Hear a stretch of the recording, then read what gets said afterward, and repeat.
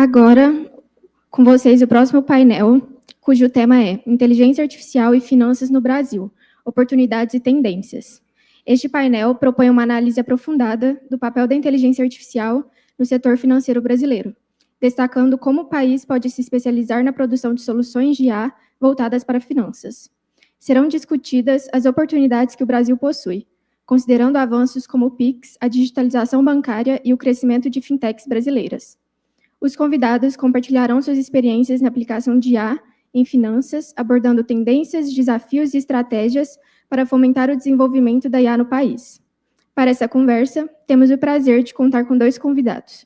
Celso Souza, doutor em Inteligência Artificial pela USP e com mais de 15 anos de experiência com projetos de pesquisa para empresas, atua como engenheiro de pesquisa no desenvolvimento de soluções de IA para o setor financeiro, além de ser mentor e palestrante de IA aplicada aos negócios e automatização com agentes inteligentes. Uma salva de palmas para o Celso.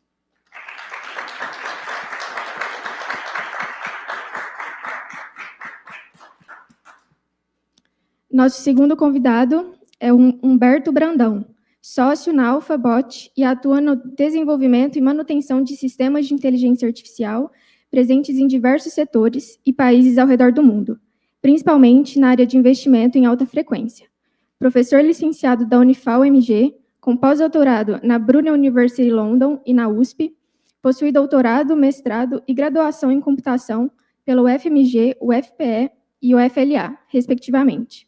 Acredita que, no Brasil, apenas as parcerias entre universidade e indústria têm o verdadeiro potencial de transformar o mundo.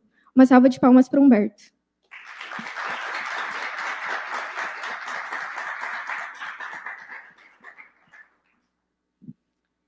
E para moderar esse painel, convido Adri Oliveira, aluno de Ciências da Computação na USP, vice-presidente de conteúdo da Conferência Raia. Adria já foi agraciado com uma bolsa de intercâmbio da USP, por mérito acadêmico, na Universidade de Twente, na Holanda, e atualmente trabalha como engenheiro de software. Uma salva de palmas.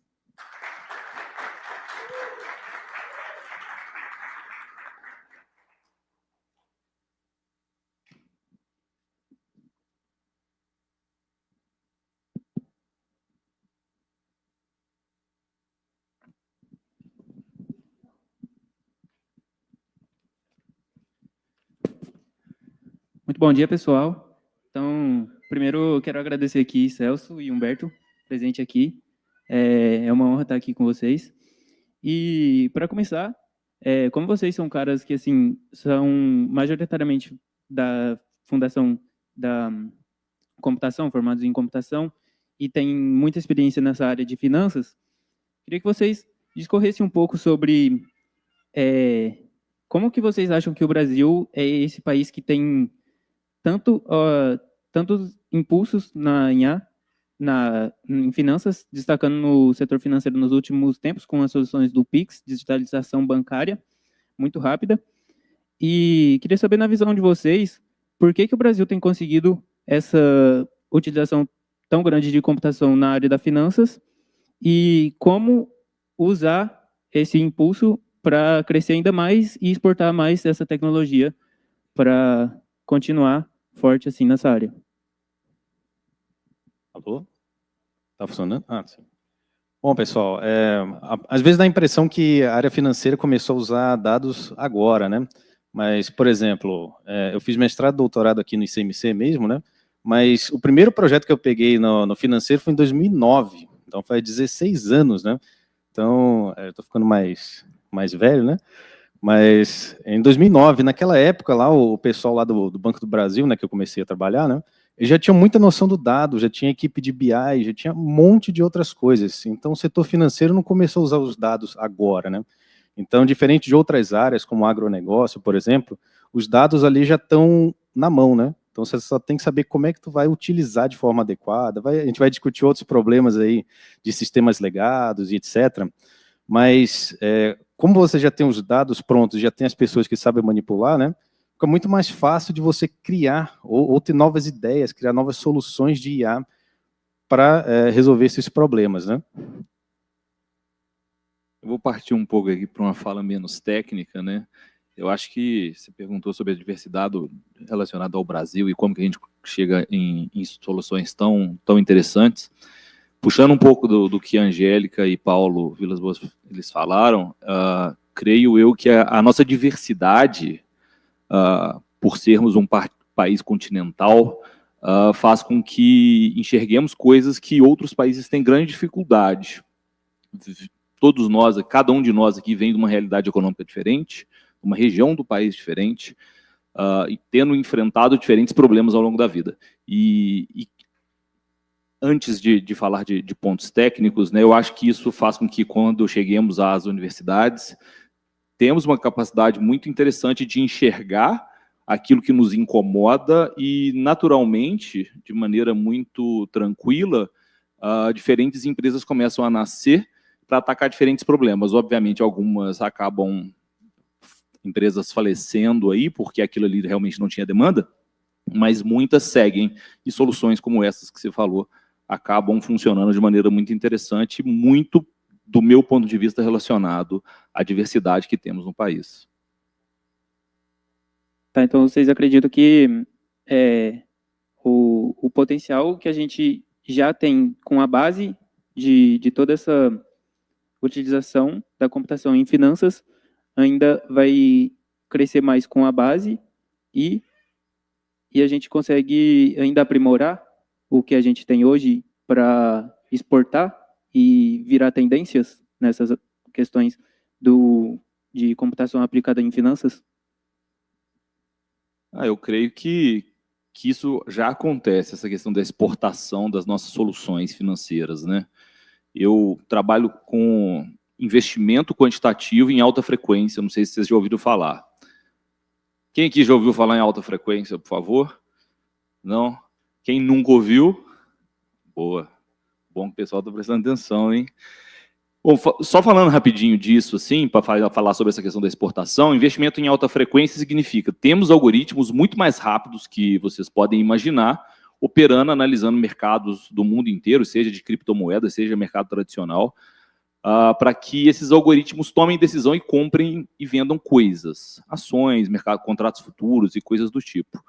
E nós estamos falando aqui na casa de microsegundos. Os algoritmos hoje eles não trabalham mais com segundos ou milissegundos, eles trabalham na casa de 20, 25 microsegundos para a tomada de decisão completa, entre alguma coisa acontecer e você ser capaz de reagir.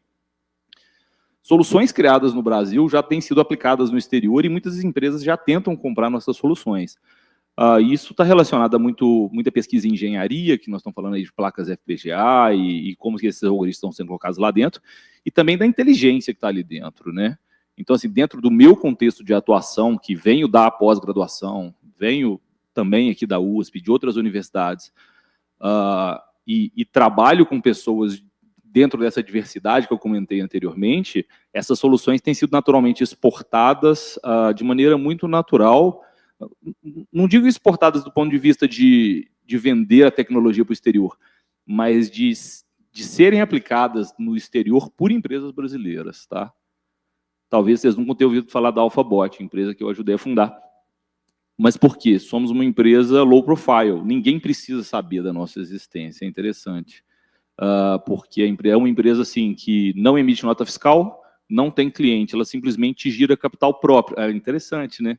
Não temos clientes, não precisamos de contato com o cliente, não temos nota fiscal, o que a gente faz é investir o próprio dinheiro, inclusive dentro do BTG, um dos patrocinadores do evento. Estamos com 2 fundos lá, um deles está com 1.034% de rentabilidade nos últimos 2 anos, só com algoritmo de alta frequência e com conhecimento gerado dentro das próximas universidades. Isso é muito interessante do meu ponto de vista. Eu concordo plenamente com o que o Humberto falou, né? Nós temos grande potencial de exportar, né, e gerar excelentes resultados, né? Então, por exemplo, acho que agora foi em maio que o Bradesco ganhou um prêmio internacional sobre o modelo do Renda-Bra. Então, é basicamente prever renda, né? Então, foi desenvolvido aqui pelo meu time, né? E, cara, esse prêmio foi internacional, lá na Suíça e tudo mais, e tem novas técnicas de como é que a gente lida com dados um pouco mais esparsos, como é que a gente resolve os problemas, técnicas novas. Então, a gente não simplesmente está aplicando, né? Então, pega o que tem de fora e simplesmente faz. A gente cria ciência também, ciência aplicada na parte de negócios e consegue extrair muito valor com isso, né? Então, a gente tem muito potencial com o país para a gente entregar essas soluções em nível global, né? Para concluir esse assunto, eu queria saber se vocês acham que tem alguma barreira que impede o crescimento ainda maior. Se, por exemplo, a gente sabe que na computação e nas finanças a gente é muito forte, mas tem alguma forma de melhorar e trazer esse laço ainda mais forte? Eu posso fazer uma crítica à universidade aqui? Cuidado. Eu acho que uma das grandes barreiras, pelo menos que eu enfrento enfrentei durante a minha jornada, foi que por vezes exportamos nossas mentes do mercado para a academia, para que elas trabalhem lá, possam contribuir com os métodos por lá, dentro da USP ou UFMG, independentemente da universidade que estejamos falando. E a academia está muito preocupada em publicar muito artigo, pegar um tema específico, fatiar aquilo e colocar aquilo ali em 5, 6, 7 revistas ao mesmo tempo, conferências. Era uma briga danada com o Qualis. Eu, inclusive, me licencio da Universidade Federal de Alfenas por essa razão, porque assim, eu comecei a ver uma falta de sentido do que a academia estava fazendo, e ainda continua fazendo, do meu ponto de vista, com as mentes que a gente tem, mentes muito boas. Então, assim, a barreira que eu acho que a gente ainda tem no Brasil, que pode ser quebrada, a academia tem que parar de pensar, do meu ponto de vista, que a contribuição científica ela é simplesmente relacionada ao volume de artigo publicado, e isso é algo que eu batalho assim, para que todo aluno que eu exporto para a academia, para que ele melhore lá, eu batalho muito para escolher muito, ajudá-lo a escolher muito o orientador dele ou orientadora, para que seja algo muito natural. A publicação é importante? Claro que é, mas tem que ser uma de qualidade, forte, e não 10 que ninguém vai ler, né? A minha grande barreira é essa. Certo. Isso.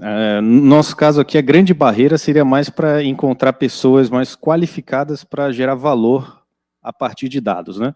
Então, a Kunume, que é a empresa que eu trabalho, que foi comprada pelo Bradesco no ano passado, né?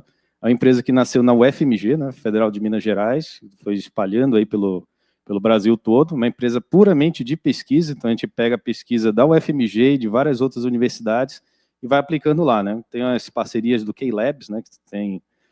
acho que agora tem o ITA e tem algumas outras universidades que estão entrando nessas parcerias de projetos, né? Então, por exemplo, o Rendabras 5.0, a gente pegou um algoritmo, né, foi desenvolvido lá, e a estimativa de lucro líquido, né, de em torno de 250 milhões de reais a mais por ano, né?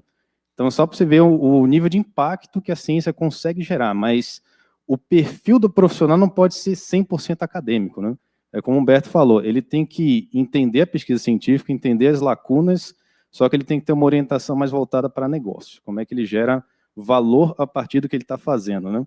Então, não adianta só ter o conhecimento técnico, ele tem que agregar a área de negócio com o conhecimento que ele tem e gerar alguma solução que tenha demanda, que também não adianta só criar a solução, né? Você tem que vender e ganhar dinheiro, né? Muito bom, certamente tem pontos para a gente melhorar aí no futuro, né?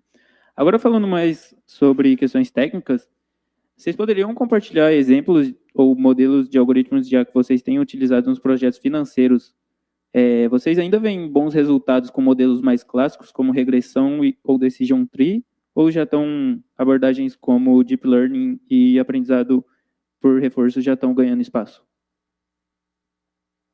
Bom, eu sou um grande defensor dos métodos clássicos, viu? Eu estava até comentando ali que quando o Paulo comenta sobre se o pessoal já ouviu falar em PCA, né, análise de componente principal, eu percebi que nem todo mundo tinha ouvido falar, mas todo mundo sabe o que é GenAI hoje em dia.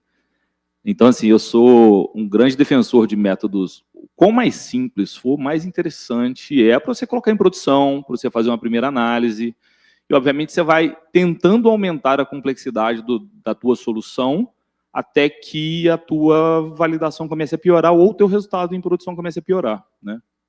Então, assim, vejo, sim, muito valor em decision tree, regressões e tudo mais, principalmente nelas, tá? É onde a gente sempre começa. Exatamente. Então, a gente sempre começa na análise exploratória testando esses algoritmos mais simples, porque você consegue prototipar mais rápido, né? E já consegue, digamos assim, mostrar algum valor para a equipe de negócio. Aí, depois que a gente começa o ciclo mais iterativo de inovação, só que tem que ser aos pouquinhos, né? Porque o que acontece? No mundo corporativo, não adianta só você ter o conhecimento científico, você tem que convencer a equipe de negócio que aquilo ali está certo, que você está no caminho que está de acordo com o que eles estão esperando na estratégia, né? Então, é um pouquinho mais complicado. Mas, por exemplo, a gente usa aí alguns algoritmos avançados de LightGBM e outros, né? Agora, na nossa stack, começou a entrar o aprendizado por reforço, mas está na etapa muito de testes, né? Então, não é muito mais na parte de produtos de finanças, é muito mais na parte de comunicação, né? Então, por exemplo, se vocês quiserem testar depois, né? Vai lá no meu LinkedIn, Celso Souza, né? Celso-Souza, e tem todas as postagens lá que são feitas automáticas. Então, tem um sisteminha que é basicamente um agente de inteligência artificial, né? Aí eu não vou ter que dar spoiler, porque também é uma coisa que não foi publicada ainda, né? Estou fazendo testes, mas todas aquelas histórias em quadrinhos, todas as revisões de paper, todo tipo de documentação de redes sociais, é tudo automático. Então, a gente está começando a explorar mais aprendizado por reforço, fine tuning e outras coisas mais específicas de Gen AI, né? Nesse setor, não tanto assim no produto, né? Certo. É bom que vocês dois já citaram a Gen AI. Queria falar um pouco sobre ela e sobre os agentes e sobre outros hot topics que vão surgindo no mundo contemporâneo. Vocês acham que elas têm realmente ajuda? Por exemplo, o Humberto falou que vê muito valor nos mais simples, mas vocês acham que essas tendências tendem a ajudar mais na área em que vocês trabalham ou trazem riscos e como mitigar isso e como tentar usar essas tendências? Sim. Então, a gente começou a usar Gen AI um pouco mais firme agora nesse ano, né, na parte de mais voltado para comunicação, né? E, cara, qualquer modelo de linguagem, ele tende a dar vários problemas. Ele começa a alucinar, começa a falar um monte de bobagem, né? Então, você tem que ter um sistema que valide aquela resposta. Primeiro, se ela é válida, se está dentro do contexto, né? Porque, eventualmente, por exemplo, se eu quiser fazer um sistema aí de solução de investimentos, né? Que vai ter um agente de investimento e eu tenho aqui os produtos de investimento embaixo. O que acontece? Ele vai ter que recomendar baseado no perfil do cara, por exemplo, né? Mas, eventualmente, ele vai cometer alguns erros. E eu tenho que ter um sistema de validação, que também vai ser um outro agente, né? Para validar se aquela resposta está dentro do esperado, né? Ou se o risco que esse cara vai tomar está de acordo com o perfil dele. Então, tem vários probleminhas aí no meio, né? E eu acho que foi em abril, eu acho que o CTO da JP Morgan, ele colocou uma carta aberta para comunidade, colocou na internet, né, que um dos maiores problemas do avanço na Gen AI no setor bancário está na parte de segurança, né, porque a gente tem vários problemas de injeção de prompts, tem vários tipos de jeitos para a gente conseguir invadir, né, então você coletar o prompt que foi usado para gerar aquele agente, né. Então, você consegue gerar solução, mas você tem que ter vários mecanismos de segurança, vários mecanismos de validação para que aquele produto não cause nenhum problema para o cliente, né? Ou para o setor bancário, né? Roberto? Eu acho que esse negócio da Gen AI para o setor financeiro, ele tem muitas camadas, assim, eu gostaria de discutir algumas, tá? Qual que você acha que é a possibilidade, vocês acham que é a possibilidade de eu perguntar para um GPT da vida e ele realmente me entregar um algoritmo de investimento automático para o mercado financeiro que vai ser melhor que um especialista que está ali já há 10 anos estudando a microestrutura do mercado, como cada detalhe funciona? Qual que é a possibilidade do GPT responder e me entregar um algoritmo que ganha mais dinheiro? É zero. Ele vai me entregar um algoritmo de ordenação, eu posso perguntar sobre um hardware específico, olha, melhora esse código para mim, ele vai melhorar aquele bloco de código, sim, ele pode me dar algo que é interessante, pode me ajudar muito, como um analista júnior ali do meu lado. Só que a chance de ele me entregar hoje, com o conhecimento que a gente já gerou como ser humano para a área de IA generativa, de algo novo, de algo assim que traz de fato uma inovação para aquele mercado em específico, não vai entregar. Não entrega até hoje. E do ponto de vista de segurança, é muito arriscado eu, como empresa, colocar o meu algoritmo ali dentro e falar assim, por favor, melhore isso para mim. Como que a empresa vai entregar isso para meus concorrentes? Eu não posso colocar o meu algoritmo ali dentro. Então, assim, é complicado demais a gente conversar com eles sobre esse assunto, que a gente não tem controle de como essas empresas divulgam internamente aquele conhecimento. Então, é muito bom para o ser humano conversar usando palavras que estamos acostumados desde crianças, falando assim, nossa, eu gostaria de melhorar tal coisa, eu gostaria de fazer um site, eu gostaria de... E aquilo ali chegar muito rápido, muito mais rápido que podemos criar sistemas simples. Isso é muito bom. Só que a depender do mercado que estejamos falando, e para aplicações no mercado financeiro, as empresas não podem se dar ao luxo de colocar seus algoritmos ali dentro. Primeiro que a IA generativa não vai mudar os resultados, do ponto de vista de mudar ponteiro mesmo, entregar mais dinheiro para a empresa, e a gente se coloca num risco gigantesco. Então, eu acho que esse boom que vem desde 2022, ele é muito importante para a área da ciência da computação, só que, do meu ponto de vista, a gente está superestimando o que a IA generativa de fato entrega. Hoje em dia, como o pessoal falou no último aqui, né? A Angélica estava falando assim, mas todo pitch precisa ter GenAI para conseguir investidor hoje. Mas isso é uma barreira na cabeça do investidor. Eu acho que a gente, do nosso lado técnico, que somos os criadores da solução, a gente tem que colocar uma barreira. Assim, olha, mas cadê o limite disso aqui? Né? Preciso vender, vou colocar um negócio aqui para convencer o investidor. Não julgo quem está colocando isso, tá? Acho que faz parte do nosso jogo de conseguir financiamento. Só que a gente não pode colocar GenAI acima de tudo. Não é isso que resolve o nosso problema do dia a dia. Então, tenhamos muito cuidado na hora de escolher o nosso tema de mestrado, de doutorado. Eu acho que a maioria de vocês aqui está dentro da graduação, estão procurando iniciação científica. O GenAI é legal para conseguir emprego. Vamos jogar a regra do jogo. Mas cuidado, porque esse boom vai passar assim como vários booms passaram. E na hora que a GenAI chegar em outro nível, que ela realmente começar a criar coisa nova, além do que nós, especialistas, podemos criar, aí o jogo muda. Por hora, ela não cria nada melhor que um especialista naquela área. Isso ainda não aconteceu. É perfeito essa preocupação com o baixo nível ainda. A GenAI tem esses riscos de segurança e compliance mesmo. E ainda puxando nesse assunto, sobre a regulação e ética no Brasil e sobre a coleta de dados. Como vocês acham que pode ser feito equilibrar a inovação da IA em questões regulatórias e éticas no setor financeiro?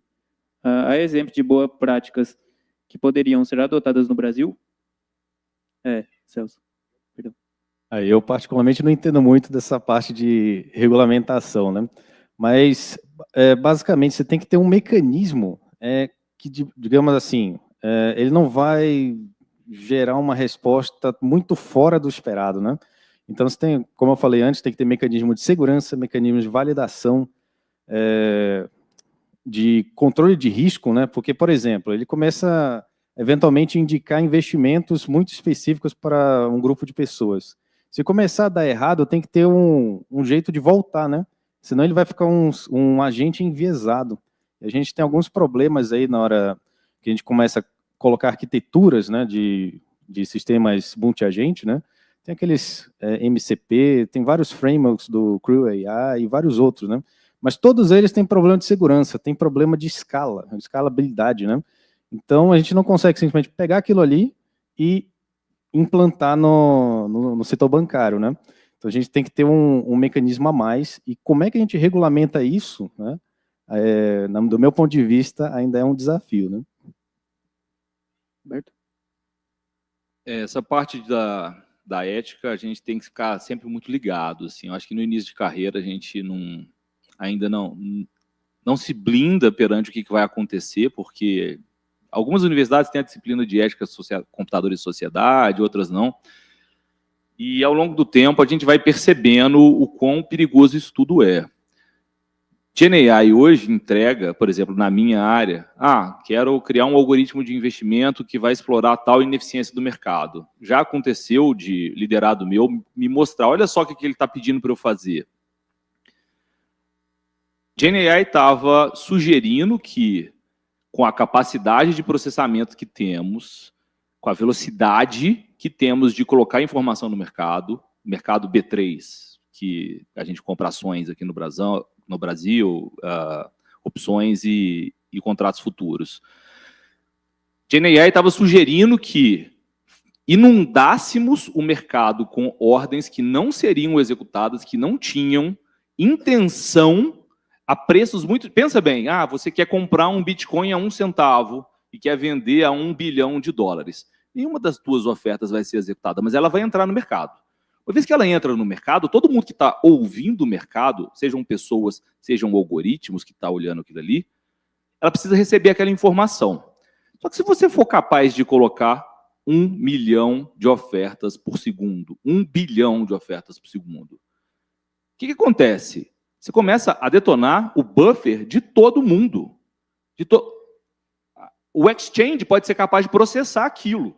Só que, na hora que ele começa a distribuir por uma conexão de rede, seja socket, independentemente de como que aquilo está sendo entregue, para todos os clientes que estão ali ouvindo aquilo na rede, todo mundo trava.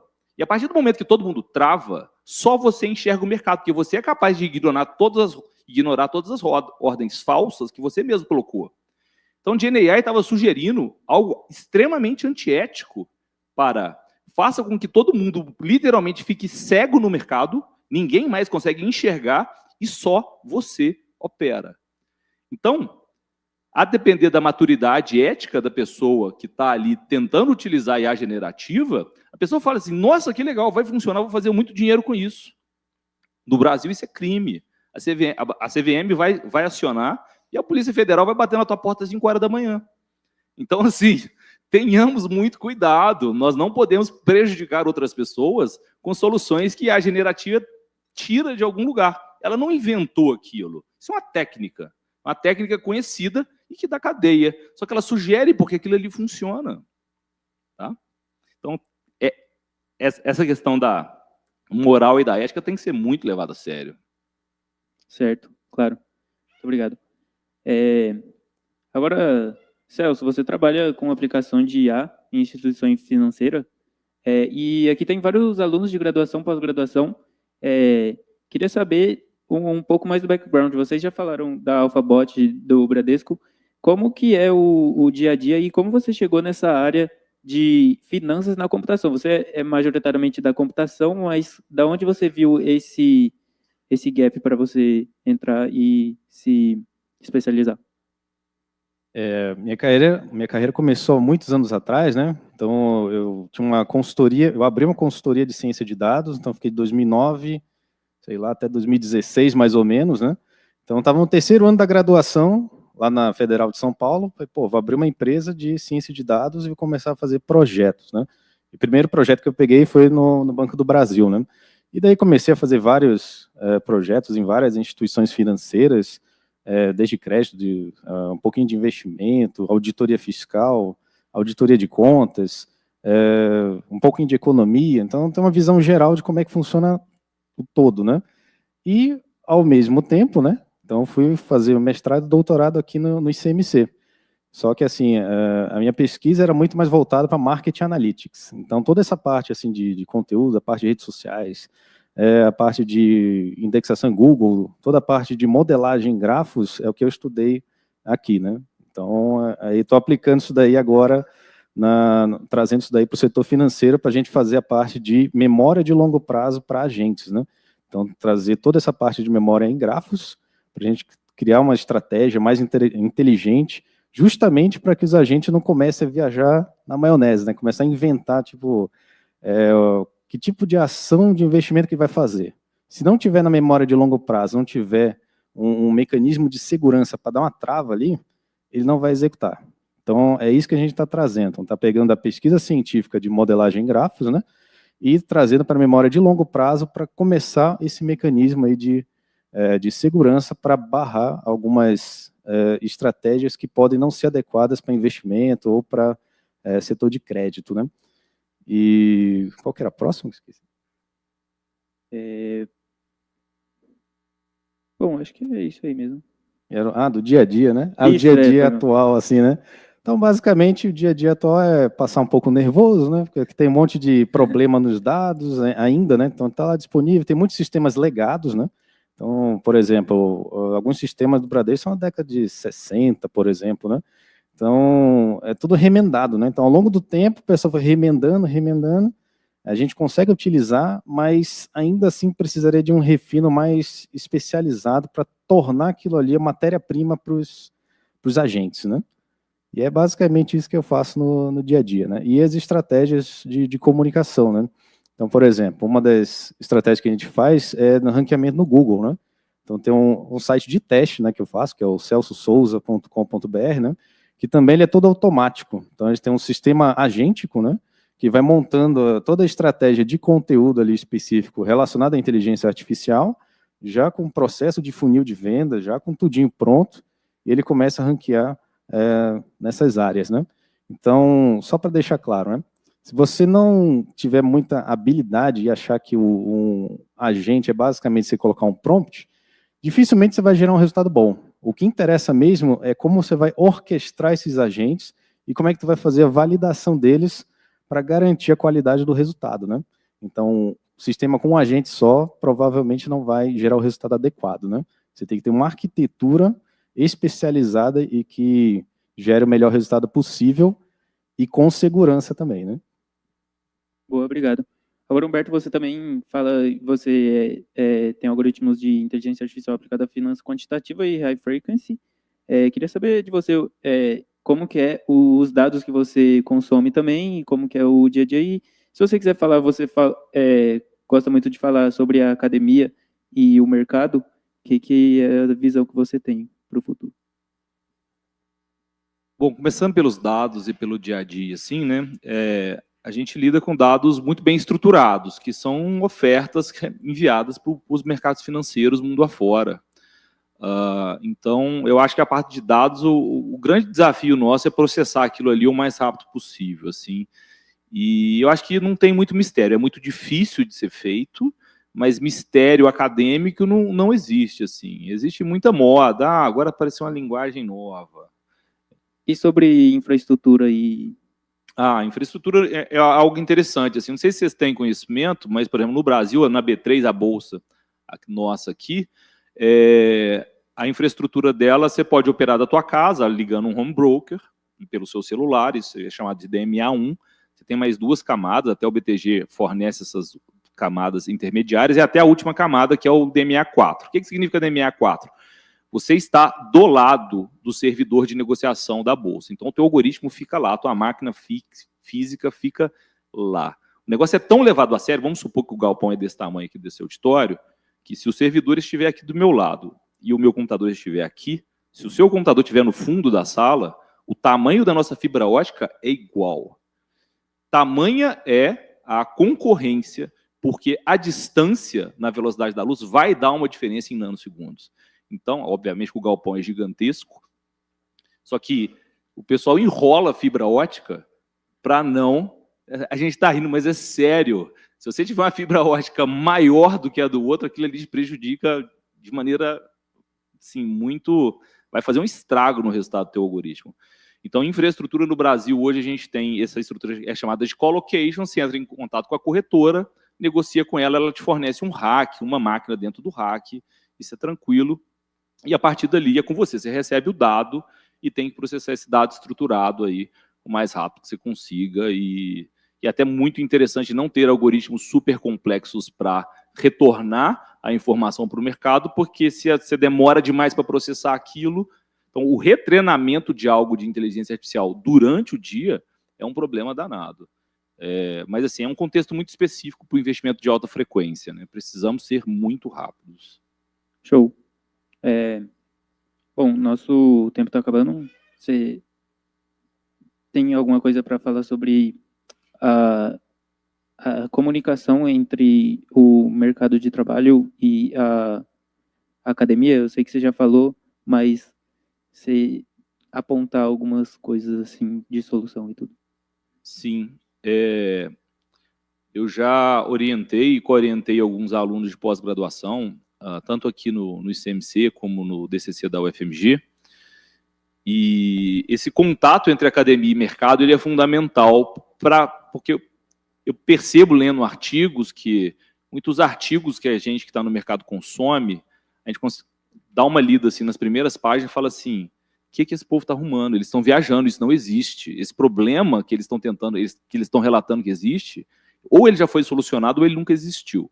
Então, para quem for fazer mestrado, para quem for fazer doutorado, do meu ponto de vista, é muito interessante estar sempre junto de especialistas, sempre junto de empresas, para vocês estarem lidando com problemas que, de fato, são reais. Porque, senão, acaba que aquela pesquisa... Você vai evoluir, obviamente, em diferentes técnicas, mas a tua dissertação, a tua tese vai acabar não servindo para muita coisa. Eu tenho essa sensação, por exemplo, com a minha tese de doutorado, que eu trabalhei com logística e otimização combinatória. Aquilo ali não é aplicável. As técnicas que eu aprendi de simulação, de otimização e etc., elas sim eu acabei importando para o mercado financeiro, reimplementando-as para que aquilo ali fosse factível dentro de outro mercado. Mas eu tive que acabar meu doutorado. Então, assim, o meu mestrado que eu fiz na área de inteligência artificial e o meu doutorado que eu fiz na área de logística com otimização combinatória, basicamente, ele não tem aplicação. Isso é frustrante pra caramba. Então, a dica que eu dou para as pessoas que estão começando é: estejam colados em empresas para que vocês possam sim estar em cima do hype das técnicas atuais de inteligência artificial ou da área que vocês escolherem, mas ao mesmo tempo que vocês estejam solucionando problemas que vão gerar valor, que vocês possam tentar criar uma empresa no final do teu mestrado. Pô, isso é sensacional. Né? Obviamente, eu não estou falando aqui de pesquisa básica, estou criando um novo método para multiplicação de matriz, porque vai ser mais rápido na GPU nova. Não estou falando sobre isso. Estou falando de pesquisa aplicada mesmo. Eu acho que quando a gente parte para pesquisa aplicada, o nome já diz tudo. Você tem que estar colado na empresa, porque você está atrás da aplicação. E eu acho que a falha da academia é realmente não colar na aplicação. Não estou nem aí para o que está acontecendo lá na empresa, e eu vou reinventar o problema e vou publicar aquele artigo e vou lá do outro lado do planeta apresentar o meu painel, vou fazer minha apresentação. E essa é a grande crítica e a grande dica que eu faço também para quem está começando essa jornada. Boa. Celso, mais alguma coisa? Sim. O que eu sugiro é algo parecido com o que o Humberto falou, né? Para que vocês estejam alinhados com a necessidade do mercado, né? Então, por exemplo, no meu caso aqui, a minha pesquisa de doutorado na parte de modelagem em grafos, né? Então, a gente tinha muito mais a parte matemática, muita estatística, muita otimização. E, cara, o resultado era interessante, muito bom mesmo. Mas o que aconteceu? A gente só começou a, de fato, colocar em prática esse ano, né? Porque precisava de uma orquestra. Naquela época ali, a gente não falava nem tanto de agentes, né? Era mais arquitetura de memória só, né? Aí depois que foi surgindo a agente, foram surgindo outras áreas específicas, né? Mas o que acontece? Aquela pesquisa, apesar de ser muito interessante e extremamente inovadora, não dava para ser aplicada no curto prazo no negócio, né? Então, tem que estar um pouco mais alinhado, né? Então, às vezes, você faz uma coisa legal, mas não tem aplicabilidade de curto prazo. Mas, cara, eu acredito fielmente que você tem que ter uma base científica forte. Só que ela tem que estar alinhada com o negócio, porque senão você não gera valor. E aí, sem valor, tu não consegue ganhar o salário mais alto, né? Você não consegue ser bem visto pelas equipes de negócio. E aí você vai ficar frustrado, porque equipe de negócio quer resultado rápido, agora. Tipo, isso se demorar 3 anos para fazer uma pesquisa científica super elaborada e tudo mais, por um talvez, provavelmente o seu valor de mercado vai diminuir, né? Então, você tem que estar alinhado. O que dá para fazer em termos de pesquisa científica de curto prazo que pode ser aplicada e algumas estratégias num prazo mais longo, né? Então, tem que ter essas duas visões. Uma visão acadêmica forte de como é que se aplica, só que sempre pensando no longo prazo também, né? Então, essa é a dica. E quem quiser, aí estamos com vagas abertas aqui na CUNUM, né? Então, o trabalho remoto dá para iniciar por ali também, né? Então, a pesquisa científica aplicada, né? Pô, muito bom, Vocês falaram do tópico super interessante, que é uma coisa que a gente gostaria de trazer aqui, né, para a conferência, que é essa preocupação que a gente tem. A gente sabe que a gente é muito forte em finanças e inteligência artificial e desenvolvimento de mentes aqui no Brasil, mas realmente tem esse ponto que a gente pode melhorar e vai melhorar no futuro, e como o Humberto falou, a gente precisa aplicar isso, e a gente tem problemas para isso, né? Tipo, a gente tem como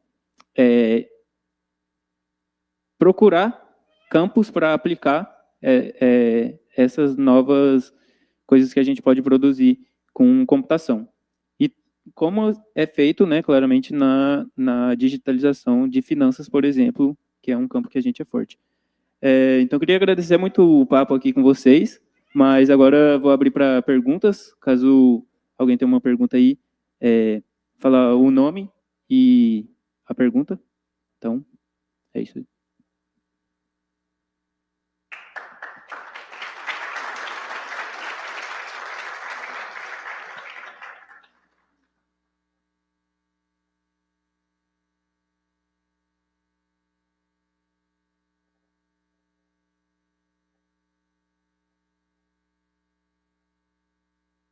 Meu nome é João Pedro, eu faço mestrado aqui no ICMC.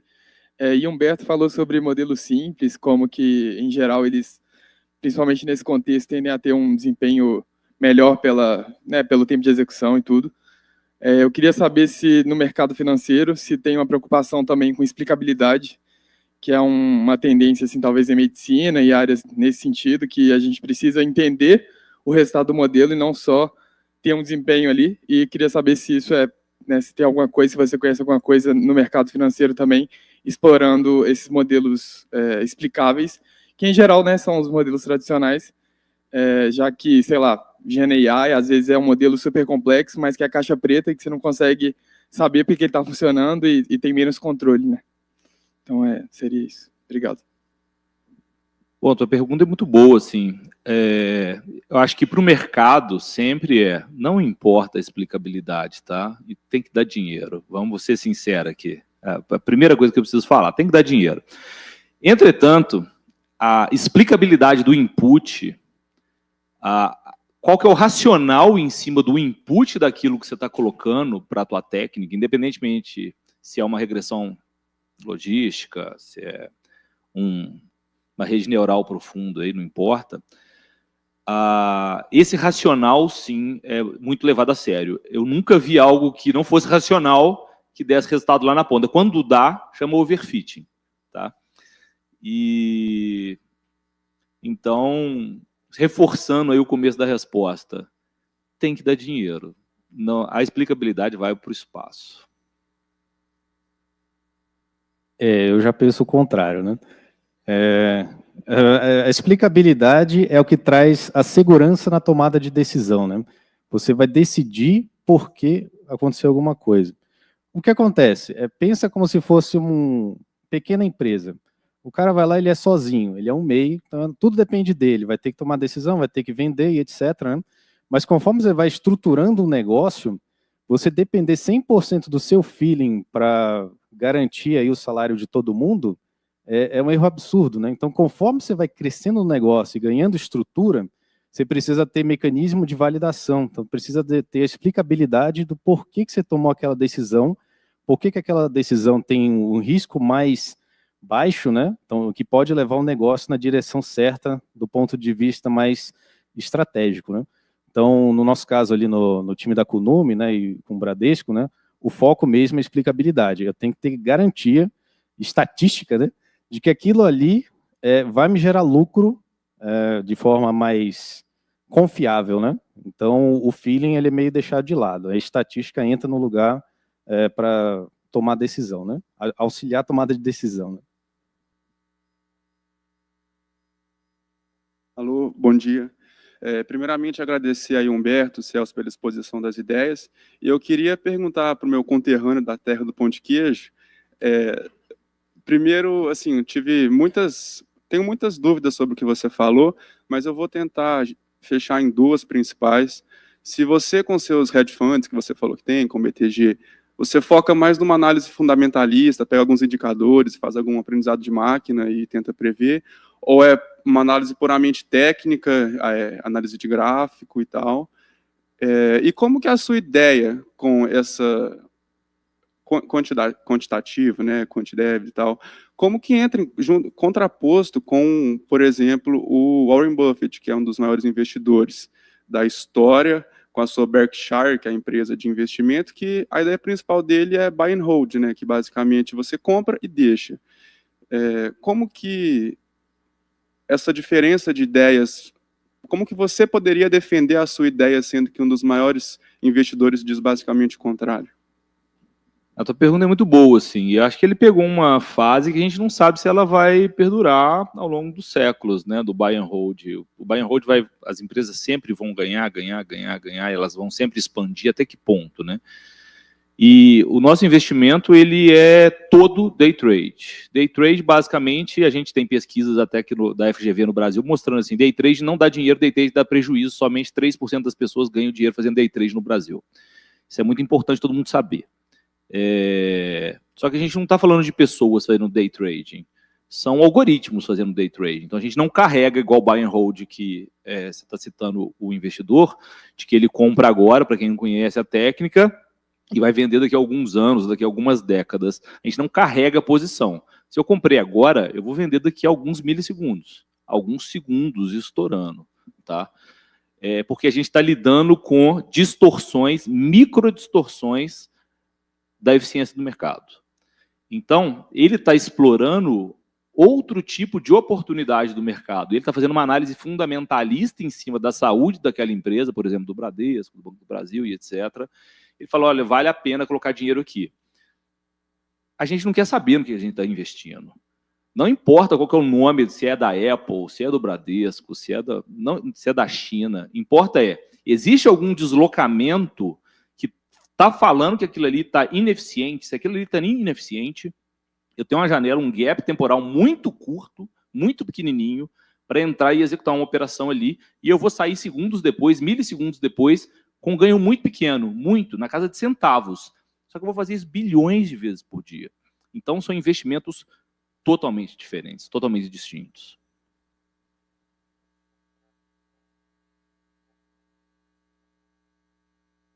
Bom dia, obrigado pelo painel aí. Meu nome é João Pedro, eu faço Sistemas de Informação aqui na USP.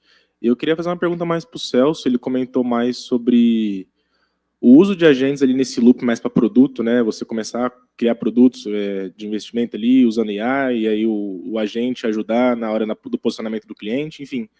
E você comentou bastante sobre a segurança dos agents, né? Então, como é que eu consigo ter segurança de colocar isso para o cliente e ter certeza que não vai ter igual aquelas sketches de humor que coloquei a IA para resolver bugs da minha empresa e ele limpou todo o código, porque é o jeito mais eficiente de tirar os bugs era tirar o código inteiro. E aí, como que vocês têm pensado essa segurança mais no detalhe? Você tem pensado são outros modelos que ajudam nessa verificação ou tem técnicas mais tradicionais de autorização? Você define um escopo, dá uma credencial para o agente, para ele atuar só no escopo específico, então o agente não teria autorização para mexer no portfólio do cliente, 100% do portfólio, enfim, como é que vocês têm pensado nessas estratégias de segurança de AI agents nesses produtos novos que vocês têm pensado? Ótima pergunta. Então, tem algumas estratégias principais. Primeiro, que nem você falou, né, tem que limitar o escopo de atuação do agente, né? Só que tem alguns vieses específicos ali, por exemplo, sei lá, o agente ele tem, sei lá, 10 ferramentas que ele pode usar. Mas dependendo da situação, pode ter um viés que ele vai ter uma tendência maior a usar uma ferramenta em relação às outras, ou dar uma recomendação de um produto com mais frequência do que outros, né? Meio que ignorando aí o perfil do cliente, né?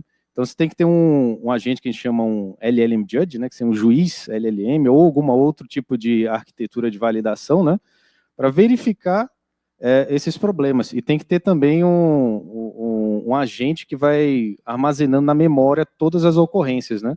Então, eu estou verificando, será que esse meu agente que está recomendando investimento, ele não está enviesando? Ou seja, ele está dando sempre a mesma resposta, independente do perfil? Aí eu vou ter que fazer algum tipo de alteração, né? Outros que você falou de restringir acesso, né? Memória distribuída, né? Então, cada um vai ter seu pedacinho de memória que ele pode atuar, né? E acho que é isso, em linhas gerais. Então, LLM Judge, estruturação de memória distribuída, né? e um sistema de validação externo acumulando as estatísticas do que está acontecendo, né? Como se fosse um monitoramento, né? É basicamente isso daí, né? E só uma coisa, de novo, não é um agente, tá? Então, é uma arquitetura complexa, que tecnicamente falando seria uma árvore de comportamentos, um behavior tree, que a gente armazena toda a estrutura de agente para fazer essa orquestração, né? Perfeito. Prazer, sou o Jorge, aluno de pós-graduação aqui do ICMC. Nessa palestra foi apresentado para o contexto de alta frequência, que me deixou bastante curioso sobre quais são as dores nesse tipo de operação, nesse tipo de negócio. Eu imagino que, como o desafio é conseguir fazer um processamento numa janela muito curta de tempo, há uma questão de conseguir verificar dentro dessa janela a qualidade dos seus dados, a detecção de data drifts, anomalias que podem ser oriundas de problemas no processamento, problemas no hardware. Eu queria entender de você, Humberto, se essa é uma dor latente nesse contexto e como ela é abordada, ou se não, essa dor é superada, quais seriam as principais dores desse tipo de operação e de negócio que é novo para mim? Tá, vamos lá. Assim, problema no hardware, não, tá? A gente teve uma vez que meu chefe me ligou e falou assim, teu algoritmo caiu. Eu falei, como assim, cara? Bug free, isso daí não dá pau, não tem essa chance. O HD, era um HD até, tinha queimado, tá? Então, tivemos esse problema de hardware. Mas, de resto, não, assim, a conexão é tão forte como a gente está dentro da sala da B3, que a conexão socket nossa nunca cai. A gente sempre fica escutando o DP lá e a gente não perde pacote. Então, mesmo não estando fazendo o processamento em TCP, que exigiria aí a questão de verificação de o pacote chegou, não chegou, tal, porque isso perde tempo, mesmo com a conexão UDP, a gente não chega nem a perder pacote, tá? Então, a gente tira a verificação do UDP para, olha, todos os pacotes chegaram para a gente fazer o processamento local, ao invés do protocolo TCP fazer isso para a gente, porque a gente sabe que esse risco nem existe, tá? Respondi a tua pergunta? Ou parcialmente? A minha dúvida era se existe esse problema de anomalias de dados. Não necessariamente por uma questão de hardware. Foi um exemplo que eu consegui pensar agora de cabeça. Ou se não é presente, é uma dor superada. Cara, anomalia acontece muito relacionado ao comportamento do preço dos ativos. E aí a anomalia no dado, não na qualidade do dado, mas sim de como o dado nos é apresentado. O dado está correto, mas há distorções. Distorções essas, no Brasil, hoje na B3, a gente negocia aí a relação do Bitcoin com o real, né? Você consegue comprar Bitcoin no Brasil hoje, dentro da B3, que você não depende de uma Binance da vida.